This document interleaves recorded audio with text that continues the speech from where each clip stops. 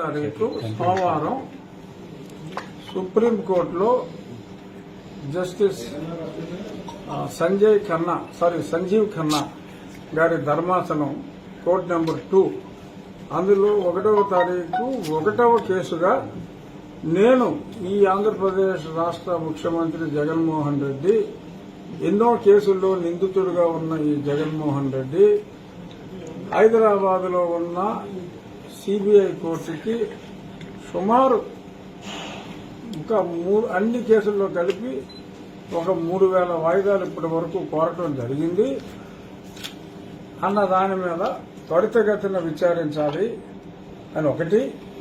అసలు ఇన్నాళ్ళు కోర్టుకు వెళ్ళలేదు కాబట్టి అసలు బెయిల్ కూడా రద్దు చేయాలి అని ఇంకొకటి వేసిన పిటిషన్లు 1వ తారీఖు సెకండ్ కోర్టులో ఫస్ట్ కేసుగా విచారణకి రాబోతోంది. ఏం జరుగుతుందో చూద్దాం. సో హైకోర్టులో అయినా సుప్రీంకోర్టులో అయినా ప్రజాకోర్టులో అయినా ఆ ఉన్మాది మీద పోరాడింది పార్టీలకి సంబంధం లేకుండా. ఇప్పుడు ఎవరో అందరూ చెప్తున్నారు కదా, మా పార్టీలో లేడు సభ్యత్వం అని. దట్స్ కరెక్టే. పార్టీలో ఏ పార్టీలో సభ్యత్వం లేకుండా ఒంటరి వ్యక్తిగా జగన్మోహన్ రెడ్డి మీద నేను పోరాడుతున్నా. అందులో భాగంగా ఆ మ్యాటర్ రేపు 1వ తారీఖు 1వ కేసులో వస్తుంది. ఏం జరుగుతుందో చూద్దాం. అంటే ఓవర్ నైట్ మిరకిల్స్ జరగకపోవచ్చు, కానీ చూద్దాం. నా కేసు తప్పు అనడానికి లేదు, ఎందుకంటే 3000 పైన వాయిదాలు అతను అడిగిన మాట నిజం.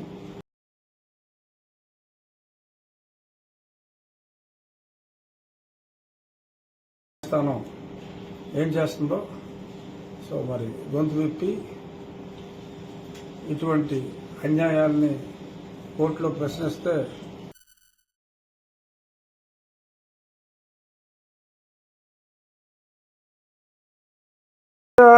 జరగటం డెఫినెట్ గా దురదృష్టం. ఇది ఒక్కడు ఎక్స్పెక్ట్ చేశాడు ఇటువంటి చర్చ జరుగుతుందని రాష్ట్రంలో. ఒక్కడెవరో తెలుసా మీకు? పేరు జగన్మోహన్ రెడ్డి. ఆడికి ఒక్కడికే ఎక్స్పెక్ట్ చేయగలిగాడు, ఇంకెవరు ఎక్స్పెక్ట్ చేయలే. నాకైతే డౌట్ ఉంది, అనుమానం నాకైతే ఉంది. కానీ ఎన్నోసార్లు అతను అనుకున్నది చేయలేకపోయాడు. నన్ను డిస్క్వాలిఫై చేయలేకపోయాడు, నన్ను చంపలేకపోయాడు, అలా చాలా విషయాల్లో ఫెయిల్ అయ్యాడు. ఇక్కడ కూడా ప్రయత్నంలో అతను ఫెయిల్ అవుతాడు అనుకున్నాను, కానీ టెంపరీగా సక్సెస్ అయ్యాడు.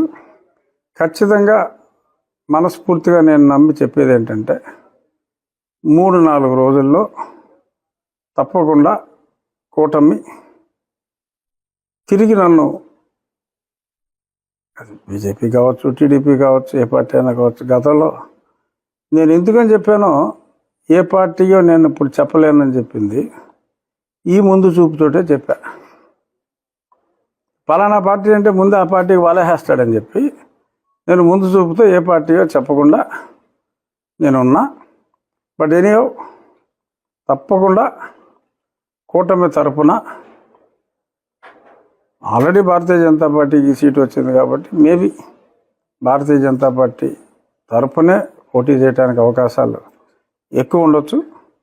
బట్ ఖచ్చితంగా కన్సిడర్ చేస్తారు అనే అభిప్రాయం అయితే నాకు పూర్తిగా ఉంది. అయితే ఎటువంటి ఐడియా లేదు, చూద్దాం. ప్రస్తుతానికి ఇంకా నేను ఏ పార్టీలో లేను. ఆ పార్టీలు కూడా అదే చెప్తున్నాయి. ఒక పార్టీ మరి జాయిన్ అవ్వకుండా ఎలా ఇస్తామని చెప్పి మరి తిరుపతికి సీట్ కన్ఫర్మ్ చేసి జాయిన్ చేసుకున్నారు. అంటే అబద్ధం ఆడినా కూడా పాపం అరగంటలో దొరికేశారు. అలాగా కొద్దిమంది ఇంకో పార్టీలో కూడా ఇలాంటి ప్రచారమే చేయాలనుకున్నారు. వాళ్ళు కూడా మరి ఉబలాటం ఆపుకోలేక ఇంకా జాయిన్ అవ్వకుండానే సీటు కూడా డిక్లేర్ చేశారు. ఇంకా జాయిన్ అయ్యాడో లేదో కూడా తెలియదు అభ్యర్థి. సో ఇటువంటివి ఉన్నాయి కాబట్టి అది కేవలం జాయిన్ అవ్వలేదు అనేది అది ఒక అభియోగం. బట్ అది పెద్ద ఇష్యూ కాదు. డెఫినెట్గా నాకు నరేంద్ర మోడీ గారి మీద, చంద్రబాబు నాయుడు గారి మీద పవన్ కళ్యాణ్ గారి మీద పూర్తి విశ్వాసం ఉంది, వారి నాయకత్వం మీద. డెఫినెట్గా జగన్మోహన్ రెడ్డిని వారు ప్రేమించరు అనేదే నా ప్రగాఢ విశ్వాసం. మొట్టమొదటిసారిగా ప్రజలందరికీ జగన్మోహన్ రెడ్డి అంటే ద్వేషం ఉంది చాలామందికి. బట్ ఆ ద్వేషం ఉండటం వేరు, మనసులో కుమిలిపోయినా అని అడగటం వేరు, అంటం వేరు. సో అది నేను అందరికన్నా ఓ సంవత్సరంన్నర ముందు ఎక్స్ప్రెస్ చేశా, అది ప్రజలకు తెలుసు. సో కాబట్టి జగన్మోహన్ రెడ్డి మీద జరుగుతున్న ఈ ప్రజా పోరాటంలో, ఈ ఎలక్షన్స్లో జగన్మోహన్ రెడ్డిని తొలిసారిగా ఎదుర్కొన్న వ్యక్తికి డెఫినెట్గా, ఎందుకంటే ఇప్పుడు నన్ను జైల్లో పెట్టాడు, అప్పుడు చంద్రబాబు నాయుడు గారు ఎంతో తపన పడ్డారు, ఆయన చేయగలిగిన సహాయం చేశారు, ఆయనే ఎన్నోసార్లు మీటింగుల్లో చెప్పారు. మరి అంత సహాయపడిన వ్యక్తి నాకు ఎందుకు అన్యాయం చేస్తారు?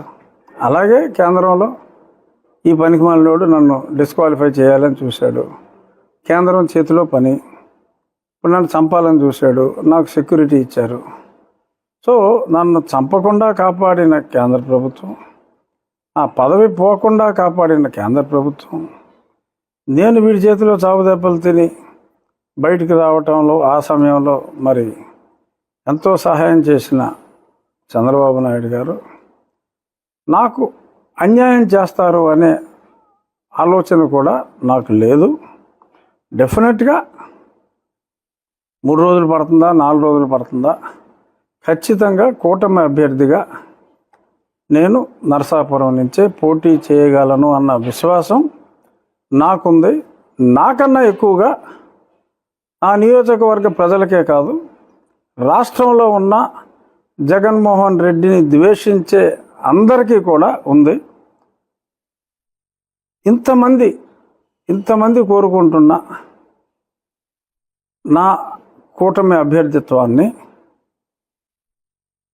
ప్రజల మ్యాండేట్ కోసం ఇవాళ అందరూ ప్రతి ఓటర్ని కూడా కాలు పట్టుకుని బతిమాలవలసిన ఈ పరిస్థితుల్లో ఎంతోమంది యాంటీ జగన్మోహన్ రెడ్డి వ్యక్తులు ఉండగా, వాళ్ళందరూ నన్ను అభిమానిస్తూ ఉండగా, ఎలక్షన్లు గెలవాలనుకున్న ఎవరికీ కూడా నాకు అన్యాయం చేయాలన్న ఆలోచన రాలేదు. కొంత అబరేషన్ జరిగింది. వీరు భారతీయ జనతా పార్టీకి సీటు కేటాయించడం, అక్కడ కేంద్ర ప్రభుత్వానికి అంటే కేంద్ర అధిష్టానానికి, రాష్ట్ర అధిష్టానానికి, బహుశా రాష్ట్ర అధిష్టానం నన్ను లైక్ చేసి ఉండకపోవచ్చు, what ever may be the reason. ఎందుకంటే నేను రాష్ట్రంలో లేను. రాష్ట్రంలో నేను ఎందుకు లేనో మీ అందరికీ తెలుసు.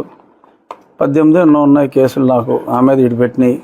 సో కాబట్టి రాష్ట్ర నాయకత్వంతో నాకు పరిచయం కానీ సాన్నిహిత్యం కానీ పెద్దగా లేదు. సో కాబట్టి అదేదన్నా ఆ కమ్యూనికేషన్ గ్యాప్ వలన నాకేదన్నా ఈ షార్ట్ గ్యాప్ ఆఫ్ అనౌన్స్మెంట్ వచ్చి ఉండొచ్చు.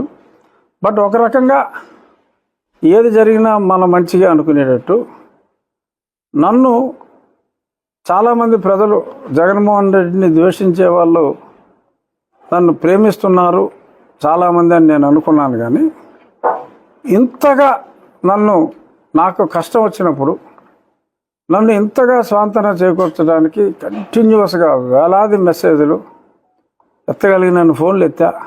మధ్యలో ఎవడో తెత్తనం రావాలిగా, ముందు నీకు వచ్చింది అనుమానం, ఏం చేయమంటావు నువ్వు చెప్పు. నాకైతే అనుమానం రాలా, అందుకని ఏం చేయాలో నాకు తెలియదు. భవిష్యత్తులో అంటే ఎన్నికల్లో ఎంపీగా బయటకు వస్తారు, మళ్ళీ కూడా చేస్తారు. ఖచ్చితంగా నేను నరసాపురం నుంచి ఎంపీగా రావాలి. జగన్మోహన్ రెడ్డి అనేవాడు ఇక్కడ ఎన్నికల్లో ఓడిపోవాలి, రాష్ట్ర ఎన్నికల్లో అనేది మెజారిటీ ప్రజల అభిప్రాయం ఈ రోజుకి. సో డెఫినెట్గా వాళ్ళ కోరిక తప్పకుండా నెరవేరుతుంది అనేది నా విశ్వాసం. అది అతి విశ్వాసం కాదని నేను అనుకుంటున్నాను.